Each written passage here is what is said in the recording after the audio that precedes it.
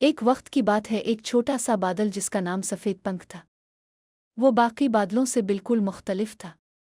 جب سارے بادل بارش برسا رہے ہوتے، سفید پنکھ صرف سورج کی کرنوں میں کھیلتا۔ وہ زمین کو چھونے سے ڈرتا تھا۔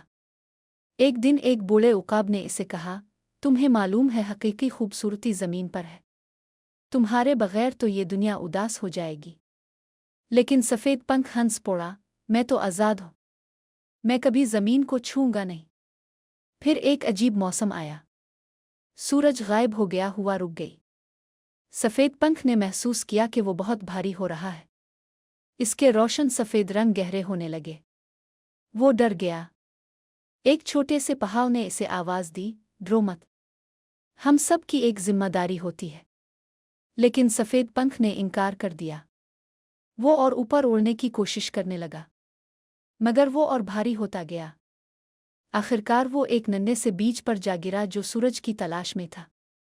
تم کون ہو؟ بیج نے پوچھا۔ میں ایک بادل ہوں، سفید پنکھ نے کہا۔ تو پھر تم وہی ہو جس کا میں انتظار کر رہا تھا، بیج خوش ہوا۔ سفید پنکھ نے محسوس کیا کہ وہ پگھل رہا ہے۔ وہ پانی کی ننھی سی بوند بن کر بیج میں جذب ہو گیا۔ اسے لگا کہ یہ اس کا اختتام ہے۔ لیکن پھر ایک عجیب بات ہوئی۔ اس نے محسوس کیا کہ وہ اب بھی زندہ ہے، مگر ایک نئی شکل میں۔ وہ اب ایک ننھے پودے میں تبدیل ہو چکا تھا جو زمین سے باہر نکل رہا تھا۔ دن گزرتے گئے اور وہ پودا ایک خوبصورت درخت بن گیا۔